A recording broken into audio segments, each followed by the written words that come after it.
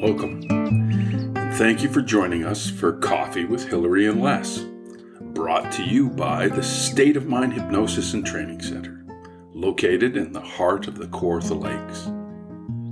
This is our almost daily community podcast about the mind and how we all might change it in the most simple and helpful ways. Every day we sit, staring at the lake and sipping our coffee, chatting about hypnosis and how to make those meaningful adjustments to our state of mind. Because nothing's more important than your state of mind. All right, we are on the line. Good morning, Saturday morning. It's already 10. Shh, we have to put on the illusion that we started this earlier. That's right. It doesn't really matter. Yeah. There's a little bit of big fat flake snow falling out there. What the heck? Yeah, I thought it was spring. Yeah. But, I mean, it's April 20th. That's Yes. almost April 20th. spring. Happy birthday to my sister. Mm-hmm. That's right. So, we're bouncing around topics this morning. Yeah, it's not like we weren't talking. Yeah. We were talking We've the whole been time. talking for like 5 hours, it seems.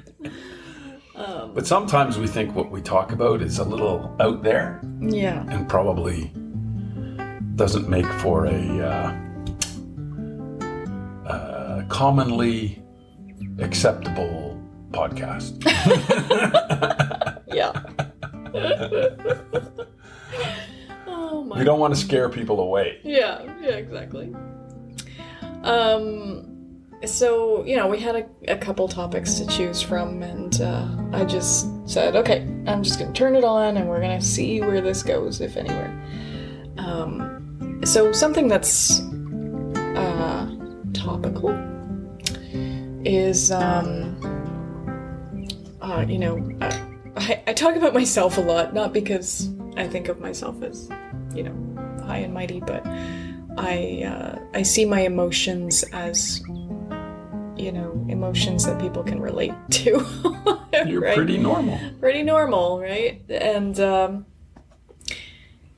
it's funny because this week I said I was dealing with some emotions, and someone said to me, that's funny, you being a hypnotist dealing with those emotions.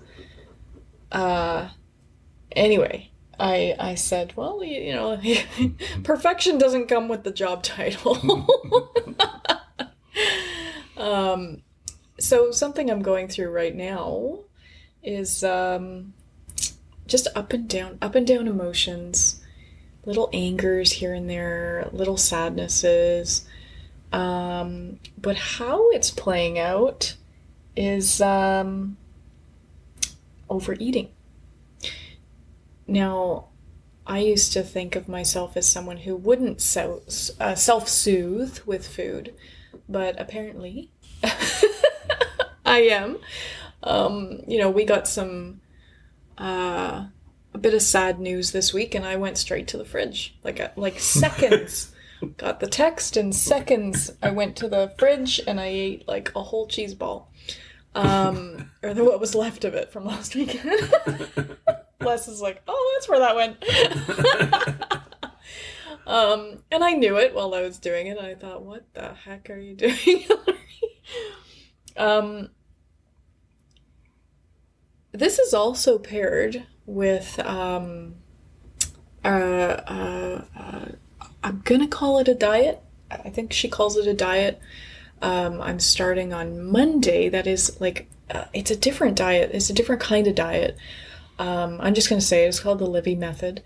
And it basically reteaches your mind and your body about food. And the mental awareness of it is huge in her program, which I'm really attracted to. So I'm gonna start that Monday. I know a lot of people actually starting that Monday in my life. And it's interesting, I've found over the last week, despite the emotional ups and downs, I've also had the thought, and I think a lot of people can get on board with this thought, is I have to eat everything in the house. I have to eat everything before the diet starts. Monday, right? Like, that ice cream cannot be in the freezer on Monday. Yeah, we can't have ice cream in the freezer, so we might as well just eat it. Right? Which is really funny because the living method is not about restricting. But I think we're so used to restrictions being in place when you go on a diet, right? You're so used to cutting back. So I think my mind is stuck in those old ways, and I haven't quite gotten there yet. But yeah, so I just found it really interesting how I responded to that, which haven't really seen it this, I'm going to say bad in the past, like this much. But I mean, it's been paired with some real emotional ups and downs, right? Yeah. Yeah, you're normal. I'm normal. I think that I don't know how many times I've said this, but it's so important to immediately stop the judgment. When you recognize something in yourself, when you see something in your thinking or your behavior, and it's a bit of an insight, it's a revelation, it's a wake up, it's oh geez, look at me, I'm doing this. And if you immediately go to, well, that's my problem, I'm broken, there's something wrong with me, I'm doing a bad thing, so I must be bad, or I must be thinking bad at least. And, that kind of, it's normal to judge yourself, but it's not helpful. It's not helpful at all. It creates its own cycle of sort of downward spiral. Mm-hmm. And so for me, it's just, instead of being judgmental that you've discovered this about yourself, the first thing you really need to do is just be grateful you discovered it. Mm-hmm. Acknowledge that you're normal, that there's nothing wrong with you. I'm doing something that actually is quite common. I live in a world where people think a lot of the same ways, and human beings function in a lot of the same ways. And that my goal here is to not be normal, right? That this is normal. So instead of taking your behaviors and putting them on the negative side of the spreadsheet, of the scale, putting it on the negative and saying this is bad, put it in the center of the scale and say this is normal. This is what people do. Mm-hmm. I'm a people, and people do these things. And that's really common because this is kind of a crazy world. And, life is really many times a struggle where we're trying to make choices that help us. Whatever it is our goal is, help us get closer. We want to choose things that are helpful. We want to choose things that we would identify positively with. However, it is normal that people make choices all across the spectrum, right? You might choose to have some nice celery and hummus, but you could also choose, chocolate peanut butter ice cream. Yeah. These are choices that we make. It is normal. It is inherent in the human condition that we face these choices and that sometimes we make choices that aren't necessarily helpful. And so don't put yourself in a negative category because you discovered something about yourself that maybe you don't like and maybe you want to change. Remember that you're just normal, but your goal is to not be normal. Your goal is to be superhuman. Your goal is to be on that positive side of the scale. You want to make as many choices as you can that improve your life and improve your health and improve your outlook and improve your general demeanor, improve your habits. There are all these things that we want to improve. We don't We don't want to be normal, but there's nothing wrong with being normal. There's nothing particularly bad about me. And I think that's huge. Like it is, if you can start to see yourself as normal and look at your own behaviors as well, this is what happens in this world of humans and bodies and such, then you can say, okay, that's not what I want. I want something more than that. I want something better than that. And I'm going to shoot for something better than that. And if you can say I'm normal, and one of the aspects I think of being normal are habits, right? Mm-hmm. We are beings that are habitual in the way we conduct our lives, right? Like maybe we didn't turn on the podcast this morning at 7:30, but we were certainly drinking coffee and talking about big ideas. This is a habit, and we love doing that. Mm-hmm. And these habits can serve us because for you and I having these conversations, we feel growth, we feel expansion, we feel hope, mm-hmm. we feel positive motivation, right? And we just want to share those here in our podcasts. But habits can serve us, and habits can interfere with the other things we really, really want. So if Les is in the habit of going grocery shopping and buying potato chips and ice cream, well, we're going to be in the habit of eating that stuff, yes. Right? And, I think we'll talk about it more as we go along because, this is going to be an interesting journey. Mm-hmm. This living method, in my opinion, is very much about breaking addictions to food. Yeah. And that really just comes back to a really normal thing, which is, of all the things we can do in this world, eating is kind of a good one. Yeah. Generally speaking, is pleasing. Generally speaking, is a positive, flavorful experience. Eating almost always provides us with a sense of comfort, like, oh, that was good. I feel good. Maybe I ate too much, but it feels good, right? There's a calmness to it. Mm-hmm. Hunger is a driving force that says, do something, do something, do something. And then when we do something to calm that, that's comforting.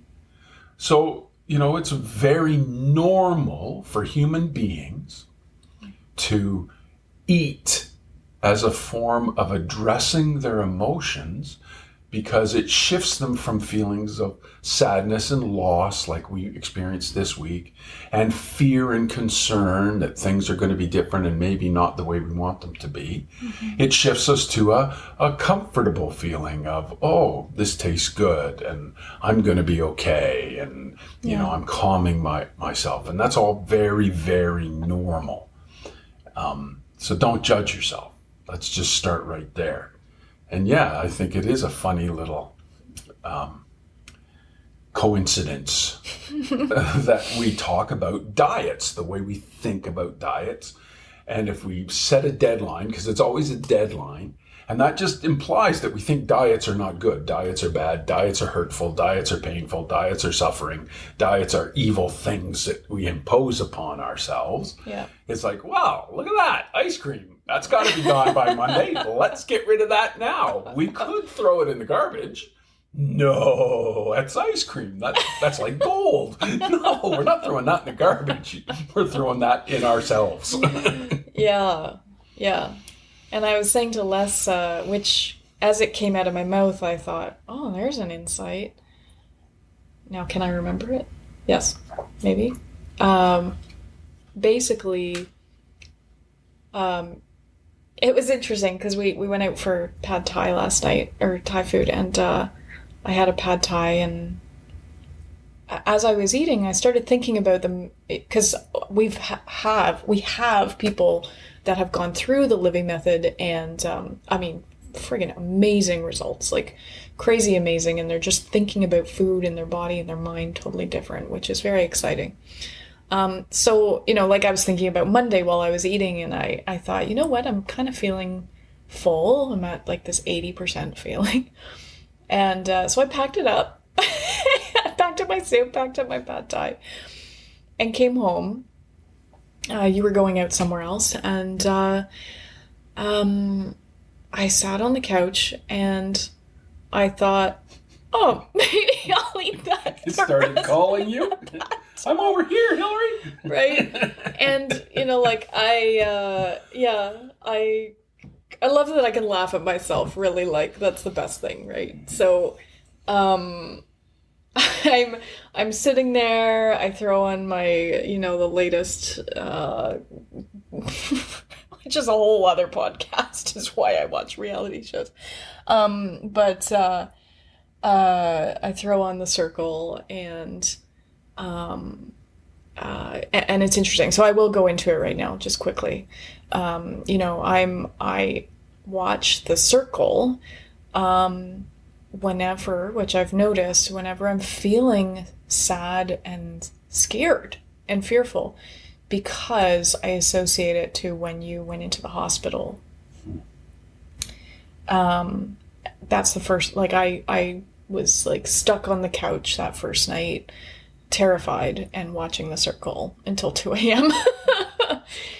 Now, it brings me comfort, right? So I'm sitting on the couch, I'm thinking about this last week, I'm thinking about all the things, and I'm watching The Circle, and here I am now, going for the rest of the pad thai, and I feel like a balloon, like a brick hit my stomach, right? And then 20 minutes later, I'm into the ice cream, and so what I meant to say that was, like, enlightening, as I was talking to Les earlier, was there was comfort in the mindlessness, and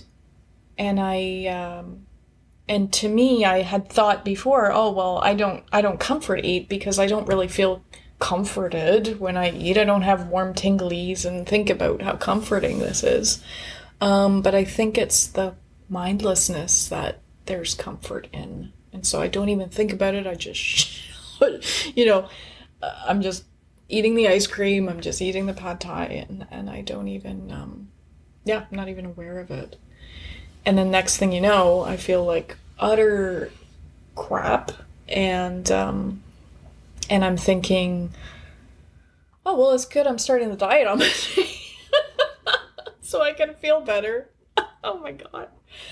But I think, I say this stuff because I think this is really real for a lot of people. I might even call it normal. Yeah. Yes.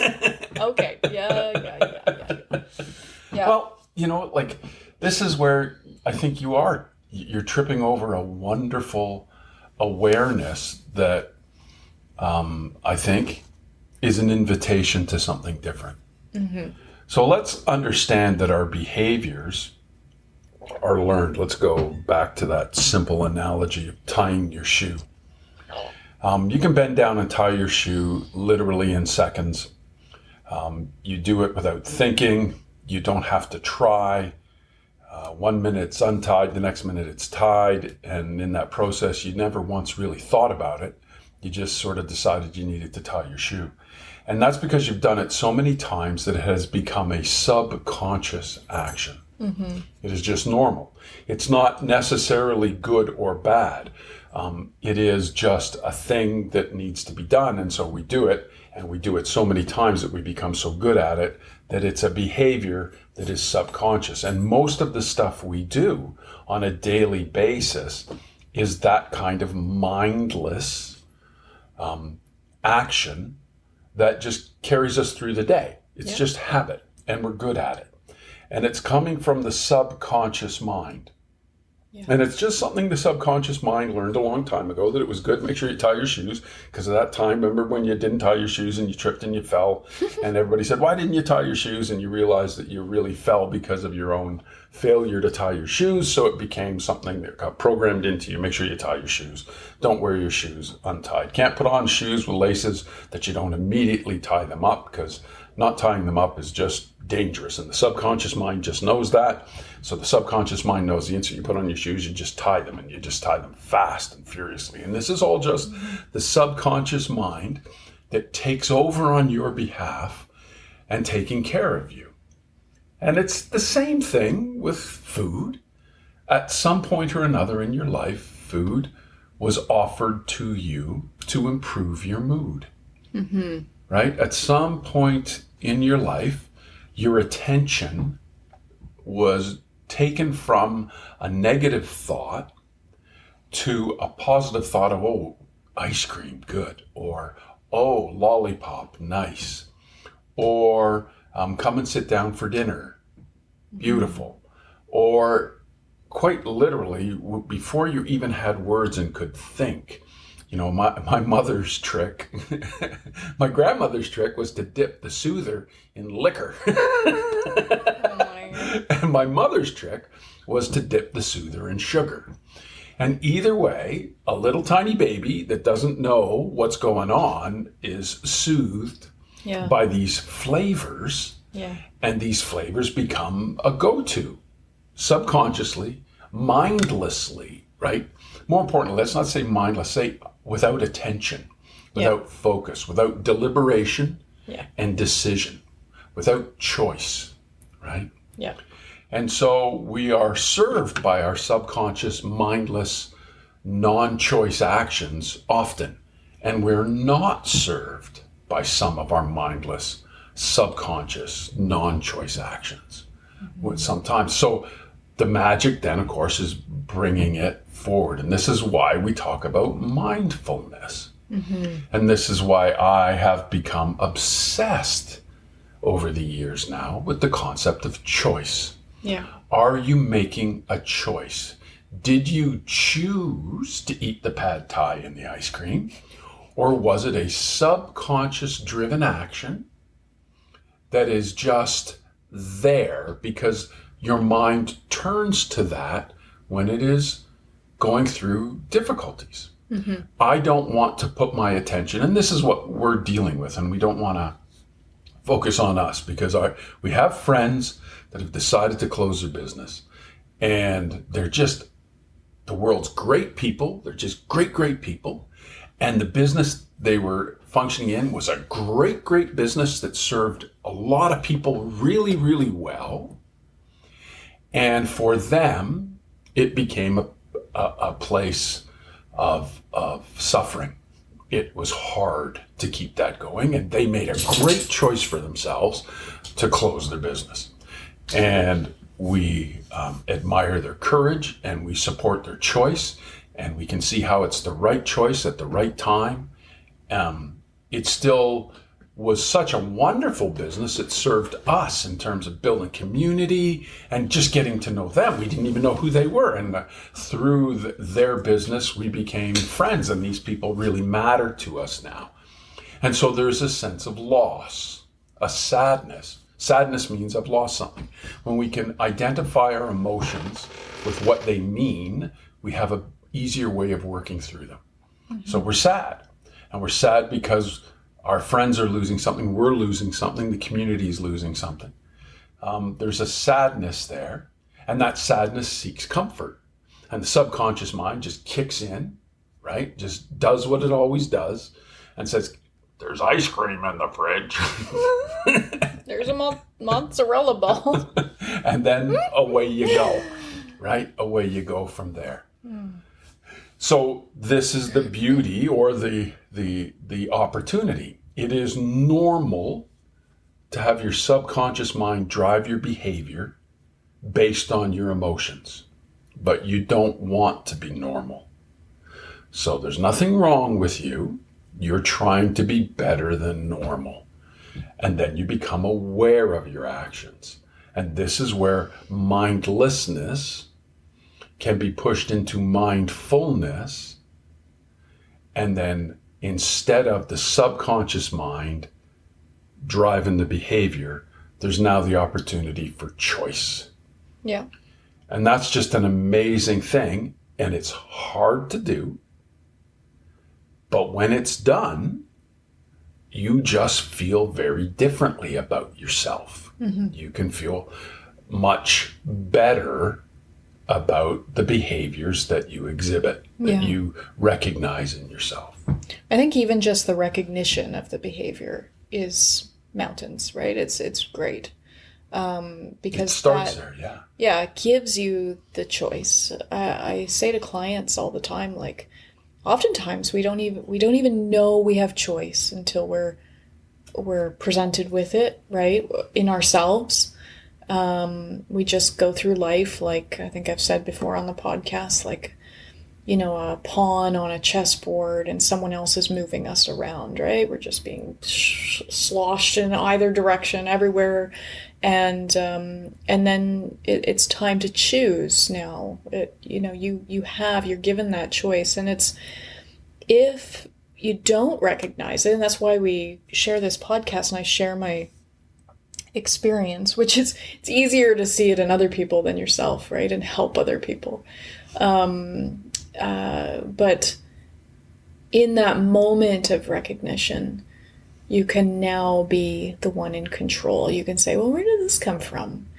Right? Maybe I was told in my childhood, here, stop crying, here's a candy, or the big one for people is eat everything on your plate, right? And then you get a candy, right? So you're just being conditioned to eat everything and feel a little bit like a nanosecond of happiness afterwards.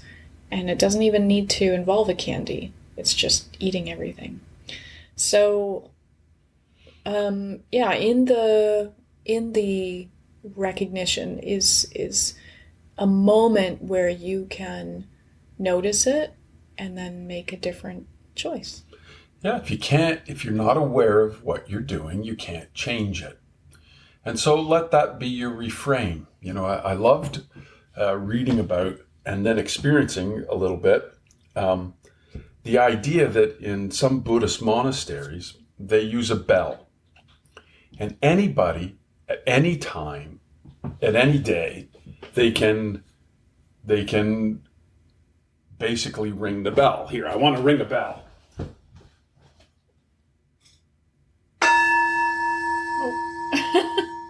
There's a necklace in there. Now, I'm sure you heard that. And they would anybody at any time could ring the bell. But what the bell symbolized was pausing and being aware of where your mind was in that second. It became a practice for everybody in the monastery that when the bell went off, it's where am I? What am I doing? Where is my mind? Right? Where am I? What am I doing? Where is my mind? And the whole idea was then to align your mind to focus it on where you were and what you were doing. And in that mindfulness of action, you were more peaceful, you were more effective, you were not dwelling on things that actually make you unhappy. It's a habit we all have. We think and think and think about the things that make us unhappy. Mm-hmm. We refreshed and reset the mind button, and it was an attempt at mindfulness. So, you can get in the habit, because it can become a subconscious habit. Anything can. You can get in the habit of asking yourself, where am I? What am I doing? And where is my mind? Always knowing that I am not my thoughts, I am the thinker. And in knowing that, I can make those changes. Now, I don't know, maybe you could hire somebody to run around and ring a bell for you spontaneously all day long. But you could do other things, like put an alarm on your watch or your phone that just sort of goes off and says, hey. Mm-hmm. And you do that a couple, 3, 5, 20 times a day, whatever you feel serves you to bring you back into mindfulness. Mm-hmm. And this is part of this Livy diet, is that when you are eating, you are focused on eating, you're focused on how the food feels, you're focused on that feeling of satisfaction, that feeling of this is now giving me what I need, and you pay attention to that. When you're eating, you're eating. And when you're not eating, you're not eating. Yeah. And there's a lot of power in that. Yeah. No, I'm excited for it. Absolutely.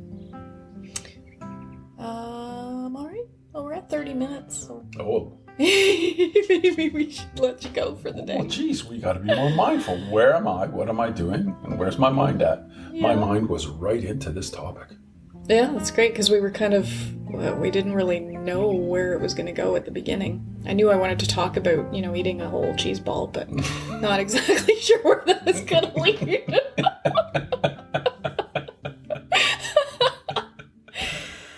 Okay. All right. Good luck with your cheese balls. All right. Talk later. We hope you enjoyed today's podcast and that maybe it helped, even a little. If you have any questions, we would love you to send them along in an email to info@somhypnosis.com. Thank you for being part of the State of Mind community.